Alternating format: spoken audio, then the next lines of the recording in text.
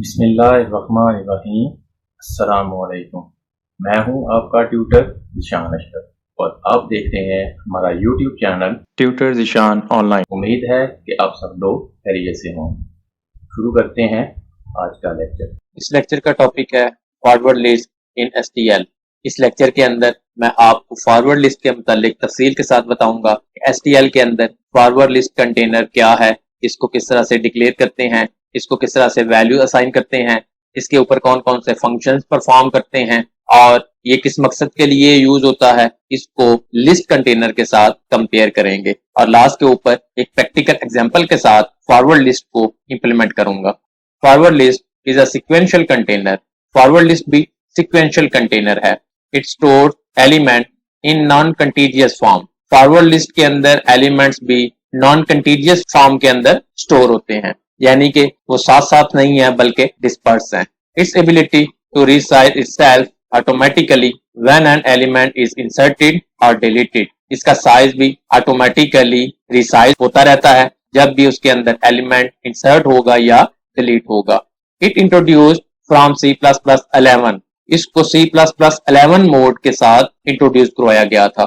You can insert elements in forward list at front or after or before of other element.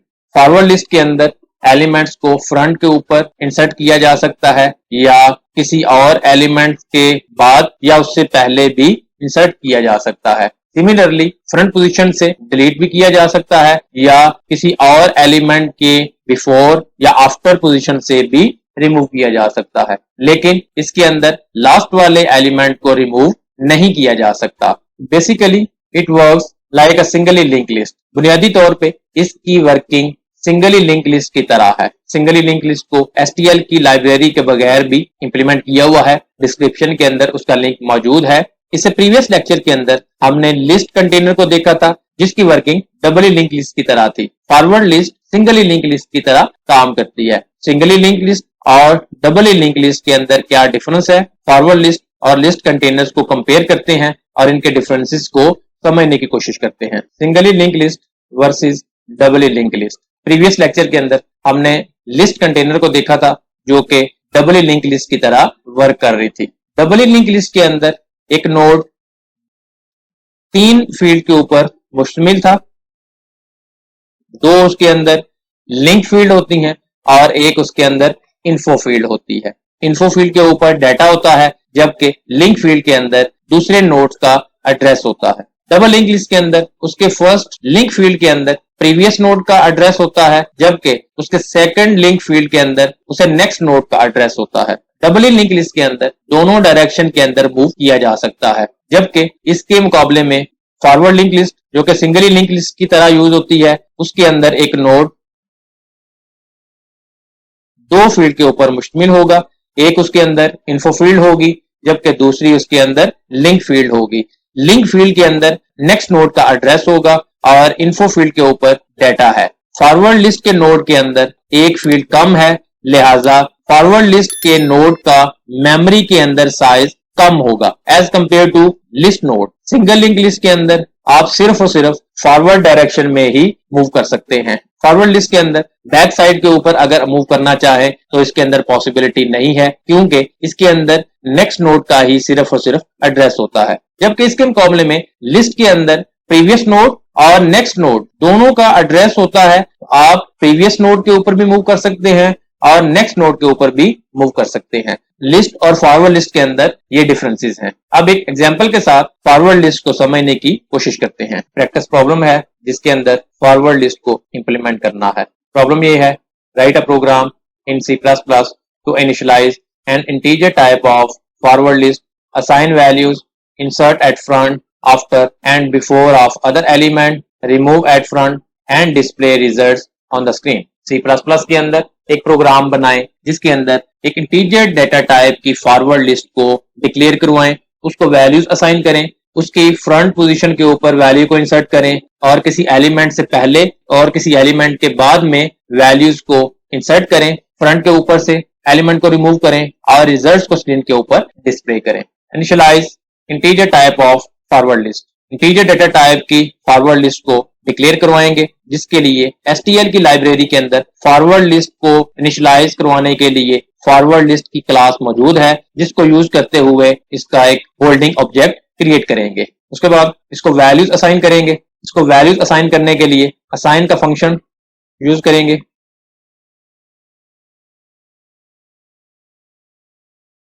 इसी तरीके से इसके front position के ऊपर वैल्यूज को इंसर्ट करने के लिए पुश फ्रंट का फंक्शन है।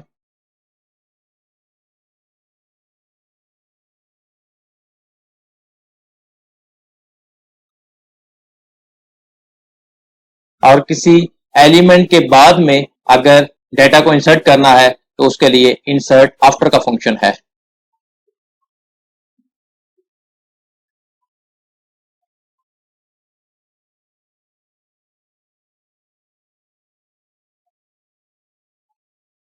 इंसर्ट आफ्टर का फंक्शन किसी एलिमेंट से पहले और किसी एलिमेंट के बाद डेटा को इंसर्ट करवा सकता है। उसके बाद रिमूव वैल्यूज करेंगे। लिस्ट के फ्रंट के ऊपर वैल्यू को रिमूव करने के लिए पॉप फ्रंट का फंक्शन है।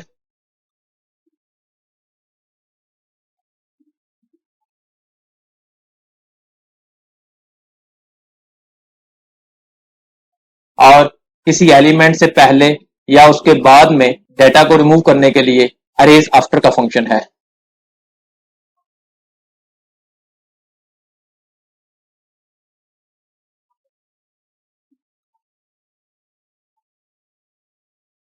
उसके बाद डिस्प्ले वैल्यूज रिजल्ट्स को स्क्रीन के ऊपर डिस्प्ले करना है। फॉरवर्ड लिस्ट के अंदर मौजूद डेटा को आइटरेटर को इस्तेमाल करते हुए भी डिस्प्ले करवाया जा सकता है या ऑटो टाइप के कीवर्ड से भी डिस्प्ले करवाया जा सकता है। C++ के अंदर ये किस तरह से परफॉर्म होगा आइए देखते हैं। ये हम डेव C++ के अंदर मौजूद हैं।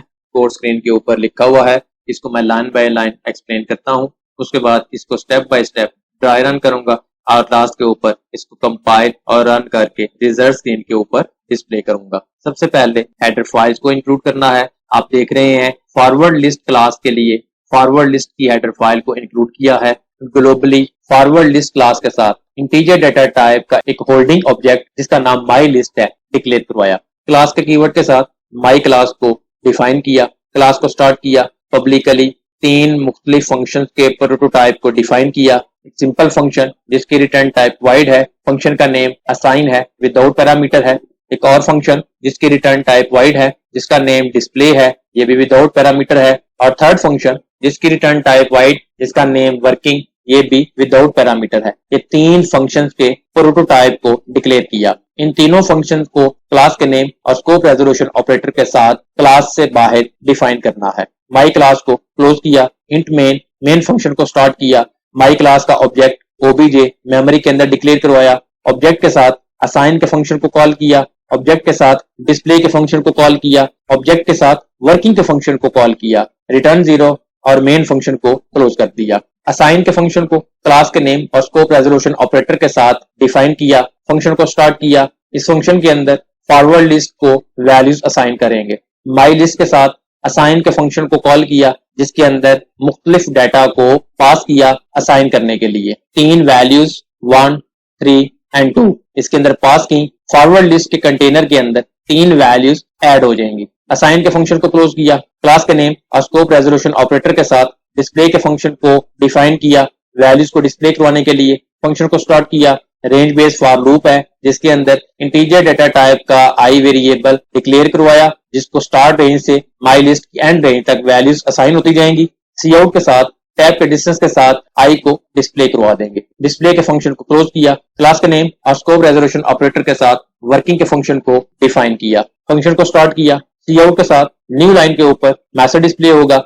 एड 100 एट फ्रंट, लास्ट के ऊपर एंडल है। माई लिस्ट के साथ पुश फ्रंट के फंक्शन को कॉल किया, जिसके अंदर 100 को पास किया। 100 लिस्ट के फ्रंट के ऊपर ऐड हो जाएगा। डिस्प्ले के फंक्शन को कॉल किया। लिस्ट को डिस्प्ले करवाने के लिए सी आउट के साथ न्यू लाइन के ऊपर मैसेज डिस्प्ले होगा। इंसर्ट आफ्टर बिगिन, लास्ट के ऊपर एंडल है। माई लिस्ट के साथ इंसर्ट आफ्टर के फंक्शन को कॉल किया, जिसके अंदर माई लिस्ट डॉट बिगिन के फंक्शन को कॉल करके स्टार्टिंग पॉइंट दिया और जो वैल्यू इंसर्ट करवानी है वो वैल्यू असाइन की। 50 इसके अंदर इंसर्ट करवाना है बिगिनिंग पोजीशन के बाद। डिस्प्ले के फंक्शन को कॉल किया। सी आउट के साथ न्यू लाइन के ऊपर मैसेज डिस्प्ले होगा, रिमूव फ्रॉम फ्रंट, लास्ट के ऊपर एंडल है। माई लिस्ट के साथ पॉप फ्रंट के फंक्शन को कॉल किया, लिस्ट के फ्रंट के ऊपर वैल्यू को रिमूव करवाने के लिए। डिस्प्ले के फंक्शन को कॉल किया, सी आउट के साथ न्यू लाइन के ऊपर मैसेज डिस्प्ले होगा, इंसर्ट बिफोर बिगिन, लास्ट के ऊपर एंडल है। माई लिस्ट के साथ इंसर्ट आफ्टर के फंक्शन को कॉल किया, जिसके अंदर माई लिस्ट डॉट बिफोर बिगिन के फंक्शन को कॉल किया स्टार्टिंग पॉइंट के बाद में इंसर्ट करवाने के लिए, और 30 की वैल्यू पास की जिसको इंसर्ट करवाना है। बिगिनिंग पोजीशन से पहले 30 को इंसर्ट करवाना है। डिस्प्ले के फंक्शन को कॉल किया, लिस्ट को डिस्प्ले करवाने के लिए। सी आउट के साथ न्यू लाइन के ऊपर मैसेज आएगा, रिमूव आफ्टर बिगिन, लास्ट के ऊपर एंडल है। माई लिस्ट डॉट अरेज आफ्टर के फंक्शन को कॉल किया, जिसके अंदर माई लिस्ट डॉट बिफोर बिगिन के फंक्शन को कॉल करके उसको पोजीशन असाइन की। उसके बाद फॉर लूप है, जिसके अंदर ऑटो टाइप का वेरिएबल जे डिक्लेयर करवाया, जिसको वैल्यू असाइन की। My list dot c begin के फंक्शन को कॉल किया, सी बिगिन का function constant begin position assign करेगा। उसके बाद कंडीशन है j not equal to my list dot c end के फंक्शन को कॉल किया और जे प्लस प्लस हुआ। सी आउट के साथ स्टैटिक जे को टैब के डिस्टेंस के साथ डिस्प्ले करवाया, वर्किंग के फंक्शन को क्लोज कर दिया। अब मैं इसको step by step dry run करता हूं। मेन फंक्शन से इस प्रोग्राम की एग्जीक्यूशन स्टार्ट होगी। जैसे ही इस प्रोग्राम की एग्जीक्यूशन स्टार्ट होगी, ग्लोबली वेरिएबल्स डिक्लेयर होंगे। इस लाइन के नतीजे में फॉरवर्ड लिस्ट का एक होल्डिंग ऑब्जेक्ट जिसका नाम माई लिस्ट है, जिसकी डेटा टाइप इंटीजर है, मेमोरी के अंदर डिक्लेयर होगा।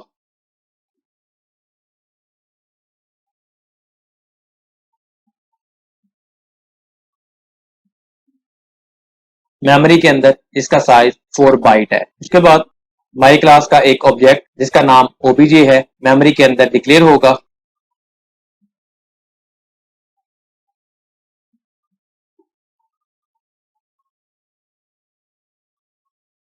जिसके अंदर 3 मुख्तलिफ फंक्शंस हैं।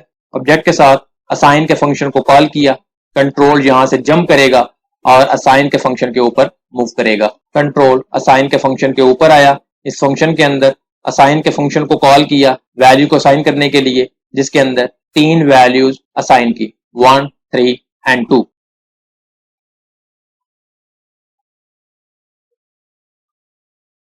1,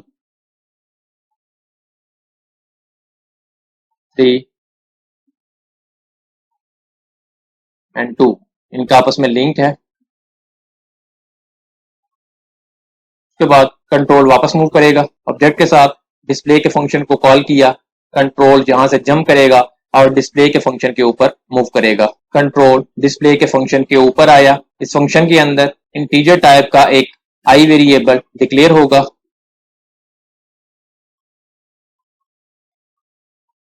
जिसको माई लिस्ट के लास्ट तक रेंज असाइन होती जाएगी। माई लिस्ट की तमाम वैल्यूज स्क्रीन के ऊपर डिस्प्ले होंगी। टैब का डिस्टेंस आएगा 1, 3, 2 और कंट्रोल वापस मूव कर दिएगा। उसके बाद ऑब्जेक्ट के साथ वर्किंग के फंक्शन को कॉल किया, कंट्रोल यहां से जंप करेगा और वर्किंग के फंक्शन के ऊपर मूव करेगा। कंट्रोल वर्किंग के फंक्शन के ऊपर आया। सी आउट के साथ न्यू लाइन के ऊपर मैसेज डिस्प्ले होगा, एड 100 एट फ्रंट।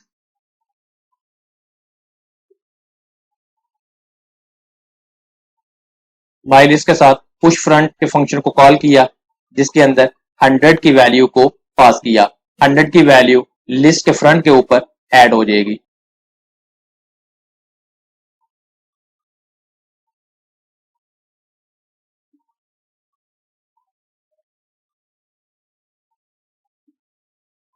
हंड्रेड की वैल्यू लिस्ट के फ्रंट के ऊपर ऐड हो गई और उसका लिंक बाकी लिस्ट के साथ एस्टेब्लिश हो गया। डिस्प्ले के फंक्शन को कॉल किया, लिस्ट की तमाम वैल्यूज स्क्रीन के ऊपर टैब के डिस्टेंस के साथ डिस्प्ले होंगी। 100, 1, 3 एंड 2। उसके बाद सी आउट के साथ स्क्रीन के ऊपर न्यू लाइन के ऊपर मैसेज आएगा, इंसर्ट आफ्टर बिगिन।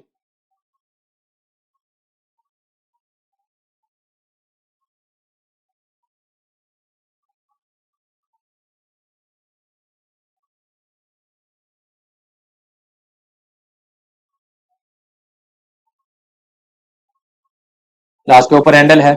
माई लिस्ट के साथ इंसर्ट आफ्टर के फंक्शन को कॉल किया, जिसके अंदर माई लिस्ट के साथ बिगिन के फंक्शन को कॉल करके उसको बिगिनिंग पॉइंट दिया और 50 उसके अंदर इंसर्ट करवाने के लिए पास किया। माई लिस्ट डॉट बिगिन के साथ 100 पोजीशन के ऊपर आएगा, 100 उसके अंदर बिगिनिंग पोजीशन पे है, इसके फौरी बाद 50 को इंसर्ट करेंगे। तो इसके अंदर 50 ऐड हो जाएगा, ये लिंक खत्म होगा, ये इसके साथ एस्टेब्लिश होगा लिंक, इसका इसके साथ लिंक एस्टेब्लिश हो जाएगा। डिस्प्ले के फंक्शन के साथ लिस्ट की वैल्यू स्क्रीन के ऊपर टैब के डिस्टेंस के साथ डिस्प्ले होगी, जिसमें 100 के बाद 50, उसके बाद 1 3 2। सीआउट के साथ न्यू लाइन के ऊपर मैसेज डिस्प्ले होगा, रिमूव फ्रॉम फ्रंट।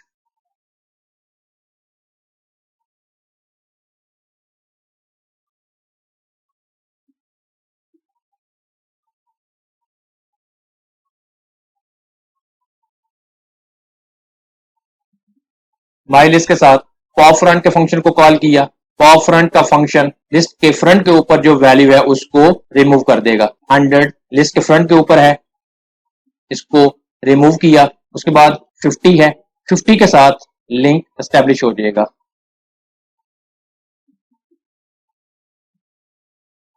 डिस्प्ले के फंक्शन को कॉल किया, 50 से ऑनवर्ड तमाम वैल्यूज टैब के डिस्टेंस के साथ डिस्प्ले होंगी। 50 1 3 एंड 2। सीआउट के साथ न्यू लाइन के ऊपर मैसेज डिस्प्ले होगा, इंसर्ट बिफोर बिगिन।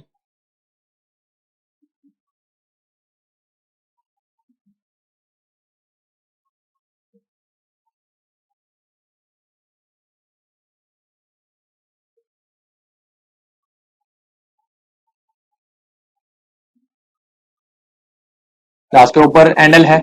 माई लिस्ट के साथ इंसर्ट आफ्टर के फंक्शन को कॉल किया, जिसके अंदर माई लिस्ट डॉट बिफोर बिगिन के फंक्शन को कॉल करके उसकी पोजीशन असाइन की और 30 उसके अंदर इंसर्ट करवाया। लिस्ट के अंदर 50 टॉप पोजीशन के ऊपर है, इससे पहले 30 को ऐड करवाना है। 30 इसके अंदर ऐड होगा, इसके फ्रंट के ऊपर, ये इसको अप्रोच करेगा, ये इसके साथ लिंक बन जाएगा। डिस्प्ले के फंक्शन को कॉल किया तो वैल्यू डिस्प्ले होंगी 30 50 1 3 एंड 2। उसके बाद सीआउट के साथ स्क्रीन के ऊपर न्यू लाइन के ऊपर मैसेज आएगा, रिमूव आफ्टर बिगिन।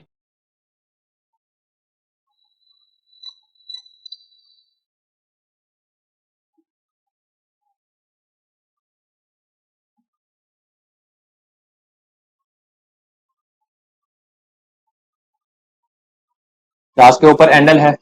माई लिस्ट के साथ अरेज आफ्टर के फंक्शन को कॉल किया, जिसके अंदर my list start before begin के फंक्शन को कॉल करके पोजीशन डिटरमिन की। बिगिनिंग पोजीशन से पहले और अरेज आफ्टर के फंक्शन के साथ 30 की वैल्यू रिमूव हो जाएगी और लिंक 50 के साथ एस्टेब्लिश हो जाएगा।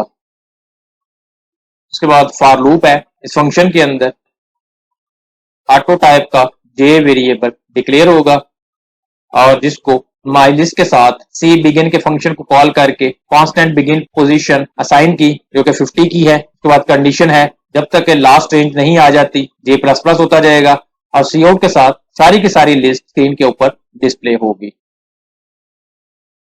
50 1 3 2 और उसके बाद वर्किंग का फंक्शन क्लोज हुआ और मेन फंक्शन क्लोज हो जाएगा। इस तरीके से स्क्रीन के ऊपर रिजल्ट्स डिस्प्ले होंगे। अब मैं इसको कंपाइल और रन करके रिजल्ट स्क्रीन के ऊपर डिस्प्ले करता हूं। कंपाइल और रन करने से पहले मेक श्योर कर लें आपने इसका मोड C++11 सेट किया हुआ है। कंपाइल और रन करने के लिए कंपाइल और रन के बटन के ऊपर क्लिक किया।